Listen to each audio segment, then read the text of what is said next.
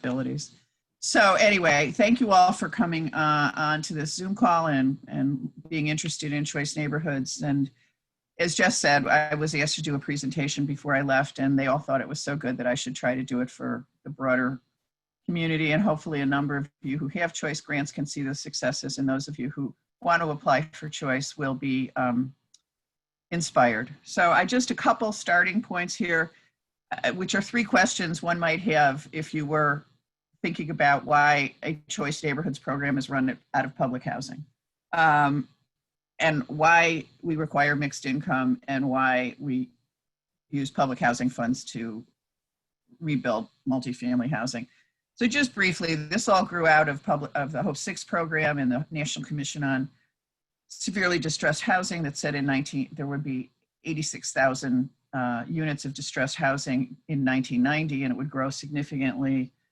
So Hope 6 got created. You all know about Hope 6. It's created, it had $50 million originally, and it had supportive services with the idea that it needed more than bricks and sticks. Prior to that, public housing just got you could fix the windows one year, you could fix the doors one year. You had to pick which development you wanted to do that. And when Choice Neighborhoods came about, or Hope 6 came about, it was struggling at the beginning, because housing authorities really didn't know how to do new development. There were many restrictions on rebuilding public housing. It was basically turning into what I call rehab, that is pitched roofs and front porches, but still concentrated poverty and still not functional units.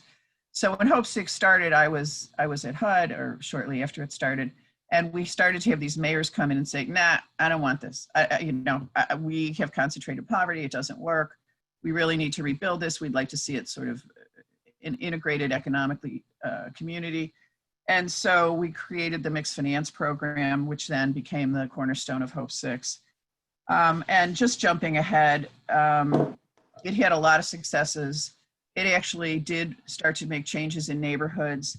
And fast forward, Congress didn't just say, let's invent choice neighborhoods out of public housing. So it's an evolution, and you'll see how it's evolved as we talk about this. I'm going to try to shift the screen. Now it's not shifting. It's not moving. Great.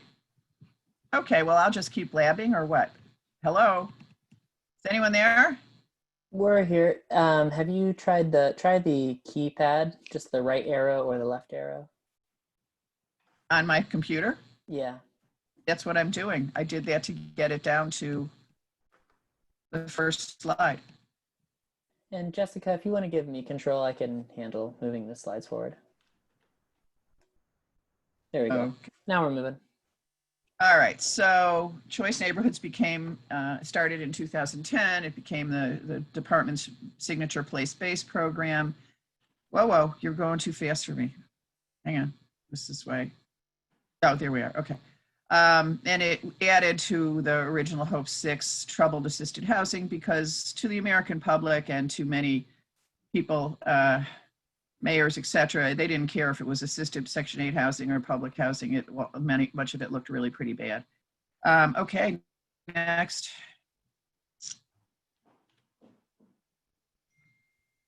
We focus on 3 core goals: housing people in neighborhood, distressed public housing, improving outcomes for families in a variety of supportive services programs. And our motto is to create the conditions necessary for public and private reinvestment in distressed neighborhoods, and to create communities where people with choices would choose to live.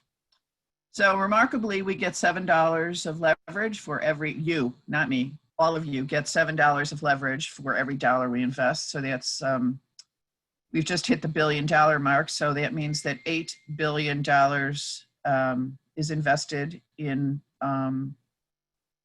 communities across the country. This shows you where we are located. You need to be in a distressed neighborhood and have distressed housing. So you see sort of the Mountain State area doesn't have as much because they didn't have as much troubled housing.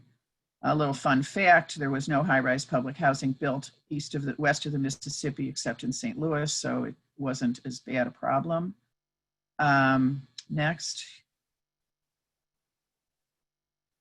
We have 36 grants. As I mentioned, $1 billion. We give grants to 30 to 35 million dollars, and they last for 5 to 6 years, which is a tough time frame.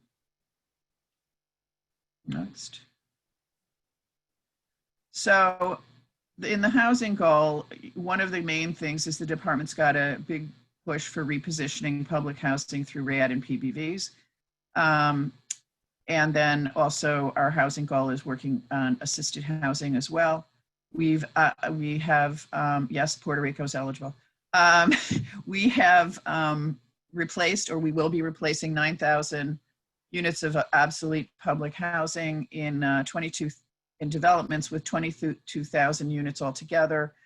And I'm having trouble seeing because the chat's coming up, so you'll just have to read the next one. But I think the key here is that in those 22,000, we also create a large number of affordable housing so that in these neighborhoods, there's permanent affordable housing as the neighborhoods get better. You have San Antonio on the top and a Chicago transit-oriented development on the bottom. Okay, next.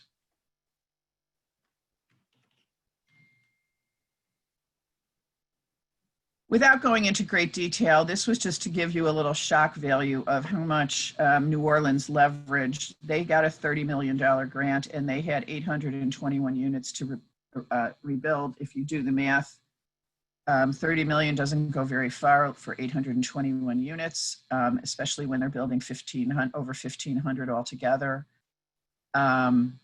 So you can see all of the layers of financing that had to be put together to do the development called Iberville, which is right next to the French Quarter. And if you're ever in New Orleans, please go over and take a look. It's stunning. It's a historic rehab, and you're going to see pictures right now. Nathan, there we go. So this is a combination of historic and new because it was on the National Register. And some of the older units were actually made into two-story units, which is very difficult and extraordinarily expensive. We understand that the most popular units are those with the gorgeous old front porches, which the market rate units, that was the #1 on the waiting list. And then there are mixes of, there's commercial now in the area. There's a new coffee shop created by one of the community residents. And it's actually right near a medical center, and the newer medical doctors had no idea it was formerly public housing, and the market rate rents went significantly up, which has provided some return for the housing authority as well. Next. Next one. Hello.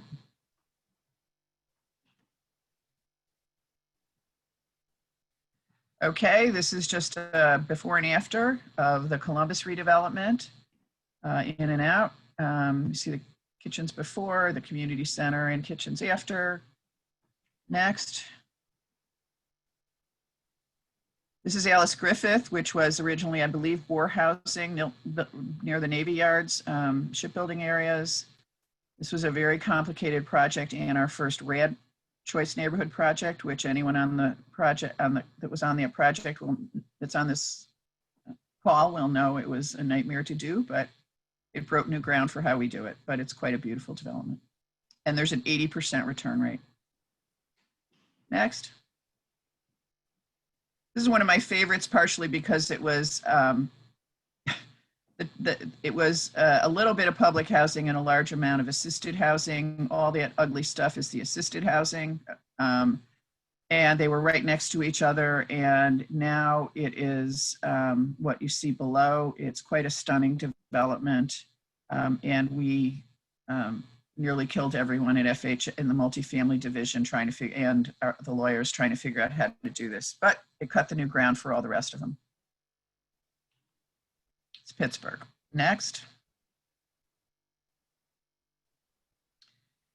This is a really remarkable, Yesler was definitely war housing. It's terraced up from the International District, for those of you who might know Seattle, which is next to downtown. It was completely isolated though. It's right next to the major hospital there, and it was just really, really run down. And now you can see it's a beautiful, beautiful development. It's got a lot of mix, and it's part of an overall city and housing authority plan to build a 5,000 unit new neighborhood with a great deal of assisted housing.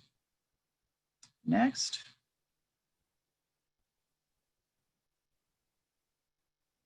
And this is slow. Sorry, everyone. These are just some of the developments we have done across the country. The lower left is the development in Seattle overlooking the water. Our next core goal is people, and we have done remarkably well. The 15% of each grant, this is all on implementation, is for locally designed support services programs. And we do require case management. So 10,000 residents are or have received case management. We have a variety of programs related to employment, income, health, education, lots of partnerships. Carry on, please. I think the thing that I am personally most proud of is the outcomes for the families. I think we all, I know, many of you who are housing developers and lawyers are going to say, housing's really tough, but we all sort of knew how to do the housing. Changing lives for low-income families in public housing, I think, is the greatest thing we've done, and 85% of the sites have raised employment. The median income is raised significantly, and in San Francisco and Philadelphia, the resident incomes doubled. That's quite a remarkable gain. And then we have some really great partnerships that have done direct training to get people to key industries. For example, in FedEx in Memphis, where 30 residents were hired and they've lasted more than 18 months in those jobs. Those are good paying jobs, and 18 months is considered the signal of when people will really hold jobs. Okay, next.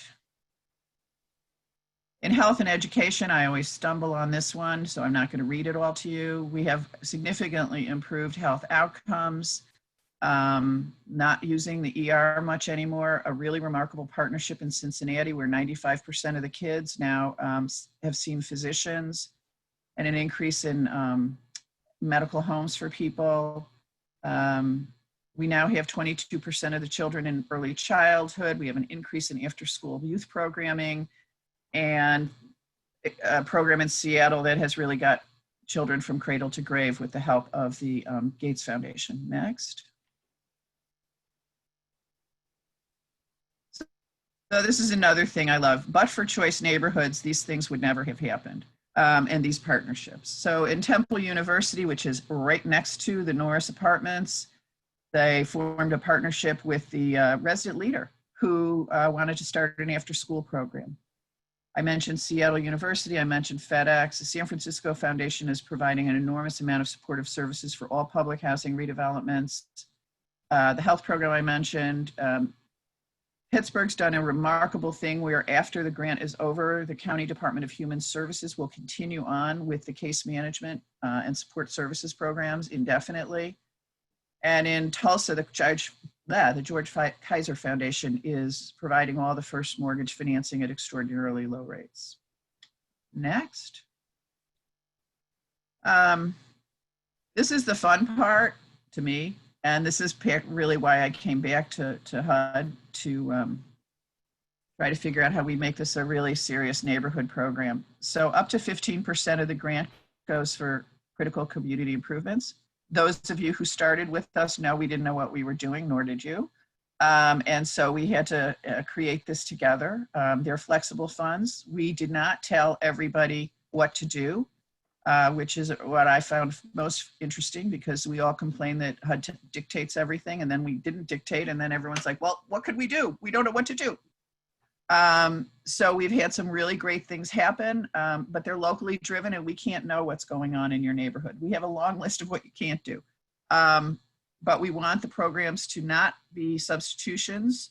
One of the early grants wanted to pay for sewer lines. No way. And we want it to be leveraged and to show physical change in the neighborhoods and attract other investments. So the kind of things we have going on is commercial space financing. That building you saw in Chicago, we paid for the build out for the residents or for the tenants. There's quite a few microloans, business improvement loans, a lot of homeowner facades, a lot of business facades, some really exciting placemaking, neighborhood Wi-Fi. I mean, I would have never thought of that. Parks that are near the housing, like right next to it. A lot of food incubators, which have created an enormous amount of jobs and new businesses, particularly for people who have records and can't really find their way into the employment world. Oops. Okay, that's fine. We can go on to the next one. So this is just a little bit about the Boston, our first year grant that built a new, renovated an old building to create a food incubator and commercial kitchen, which they also did 15 business facades, all on the same street. This was right next to the assisted housing. Next.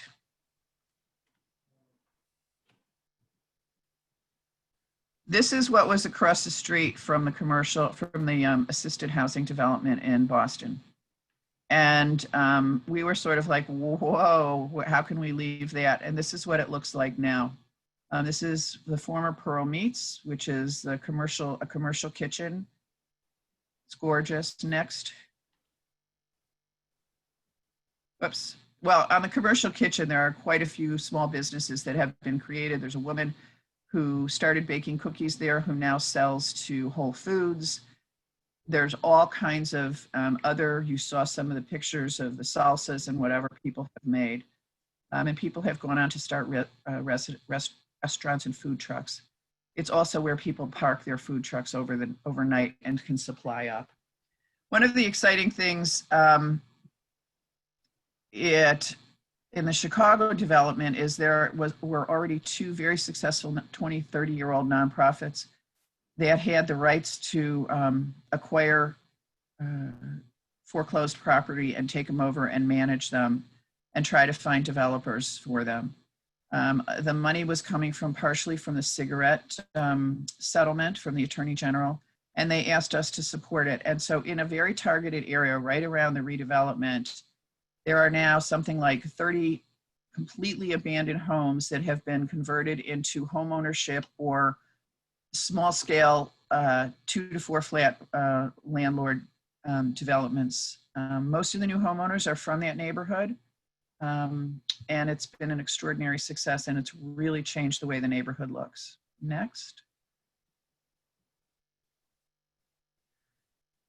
One of the other things is we do connectivity and arts. This is the this overpass or viaduct separates the Norris homes from the other half of the neighborhood, and it is also a major train stop that the kids get off to go to Temple, and it's really creepy. And so you'll see next what they're proposing. They did a competition for artists, and these are the murals that will be going in under all of the viaducts. There's about 3 of them. Next. Oh, sorry. There's also going to be brand new lighting, and it's going to feel much, much safer for people to go in and out of, and really changes the feel of the neighborhood. In Seattle, I mentioned that the development was completely isolated, so you might not think that a hill climb was a very exciting thing, but this was terrifying, and it still didn't really connect you.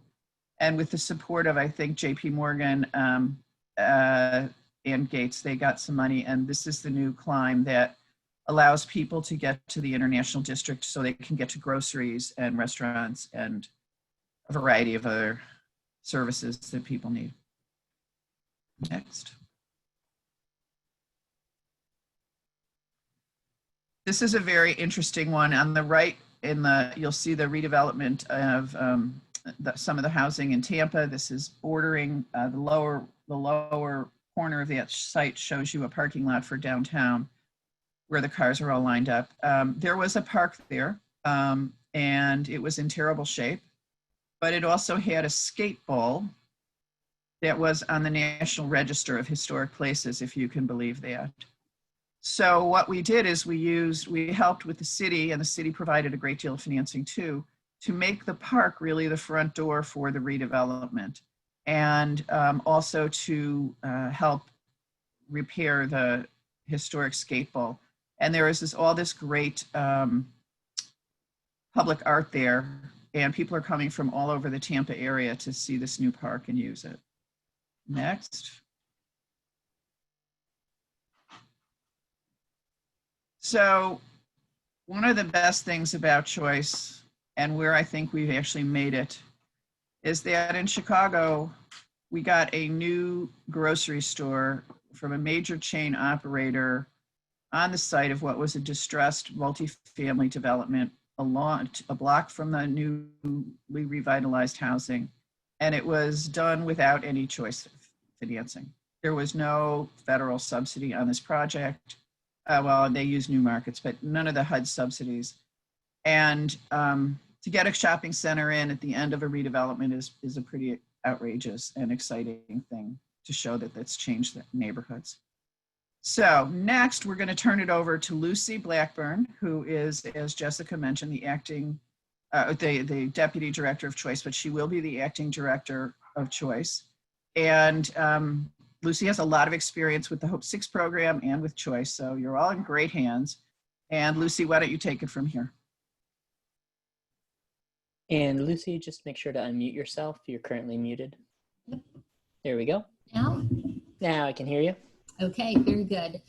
Thanks, Mindy, for giving that overview of the Choice Neighborhoods program and for highlighting all those really great, all the really great work that's being done by our grantees. And I think you can see from the photos that you showed and the numbers that you highlighted, clearly they demonstrate our grantees are having a lot of success out there. But as we all know, these successes did not happen overnight. And they did not happen with some sort of a plan, really a comprehensive plan, and a plan that sets forth a strategy for neighborhood revitalization. So in the Choice world, we refer to that plan as a transformation plan. And given the importance of having a transformation plan, the Choice Neighborhoods program does include a planning grant component. Following along the lines of the process used to award implementation grants, the Choice Neighborhoods funds are made available through a competitive NOFA, specifically for planning grants. Public housing authorities, local governments, tribal entities, and other nonprofits are eligible to apply for a planning grant. Grantees are given a 2-year period to engage the community, come up with a vision, come up with a strategy to implement the vision, and more importantly also to form partnerships that will help them to actually carry out that plan. Since 2013, since 2010, which was the first year of our program, we have awarded 89 planning grants. So that's a lot of communities out there that are doing some fantastic planning. And since 2013, which was the first year that our planning grants completed their plans, 74% or 20 out of 27 of all implementation grantees previously had a planning grant. So you can see that planning grants and having a good transformation plan in general are important for implementation grantees. Obviously, though, not every planning grantee can go on to get an implementation grant, or not all want to even pursue an implementation grant. But nonetheless, many of these grantees have moved forward with their plan, and they really are showing some great successes from the planning process alone. We want to go to the next slide. So some examples. Some planning grantees have already reported increased private investment in their targeted neighborhood as a result of them having come up with a clear plan for neighborhood revitalization. Some grantees have actually moved forward with the redevelopment of their target housing. In one of the pictures here, you'll see Salisbury, North Carolina, which was a 2010 planning grantee. There, they were awarded 9% low-income housing tax credits, and through the RAD program, they were able to replace their 72-unit public housing, distressed public housing project with a new 170-unit mixed-income housing project, and that was a $21 million investment in their target neighborhood. Grantees have also been able to move forward with neighborhood improvement activities that were identified through the planning process. Our other slide here is of Spartanburg, South Carolina, which was a 2012 planning grantee.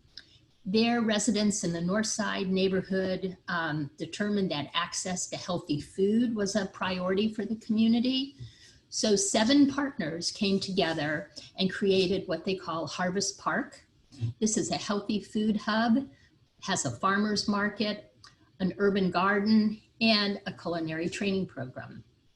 But in the end, 100% of our planning grantees all pointed out that during the planning process, they were able to make critical partnerships that would allow them to move forward with their revitalization effort. So you can see planning grants really can be a method for change. As Jessica noted earlier on, we did publish our 2020 NOFA for planning grants on July 14th.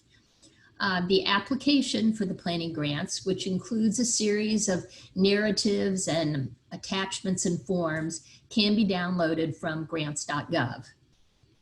Up to $5 million total will be made available for planning grants this year. And that means we have the potential to fund maybe around 10 planning grants. So that's quite a few. Applications are due September 14th, and you must submit them electronically through grants.gov. And just a word of wise, don't wait till the last minute to submit your applications electronically, because you never know what little glitches might happen. This year, each planning grant will be a maximum of $450,000. And of that amount, $350,000 is the maximum amount that can be spent for planning activities. Up to $150,000 may be used to fund what we like to call early action activities. For those of you familiar with past NOFAs, note that this year's NOFA does not include additional funds for larger action activities. They are not in the NOFA this year. And also note that because of the pandemic, we have loosened up some of our requirements for in-person meetings. So let's hop to the next slide. And let's talk a little bit more about early action activities. What are these? These are activities that are undertaken during the planning process that are designed to build momentum in your community.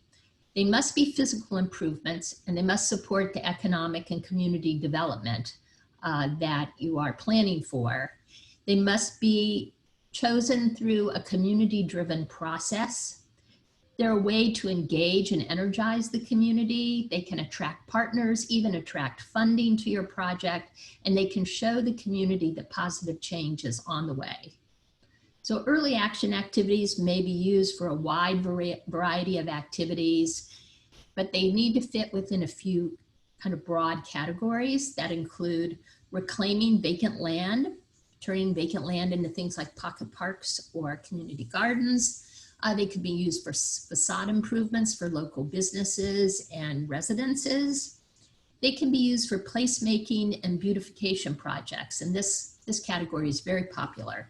Can be used for murals, signage, or public art. Columbus, Ohio decided to use their early action funds to redevelop a highway bridge connecting their community to downtown with a kind of a visual history of the whole neighborhood, creating a gateway from the downtown into their neighborhood. Fresh food initiatives can also be funded. An example there, Memphis They launched something called the Green Machine. It's a mobile food market delivering fresh food and produce to the Foot Homes Public Housing Project. Other activities that can be funded include public Wi-Fi or gap funding for economic development projects. So it's a wide variety of items that you can use along with your planning process. So I encourage you to take a look at the NOFA to see if a planning grant might provide an opportunity for you, your city, your partners, or others to begin looking at the transformation of neighborhood in your locality. As Jessica mentioned earlier, we can't answer specific NOFA questions today, but you can submit questions directly to Choice Neighborhoods at HUD.gov. So that concludes our presentation on Choice Neighborhood.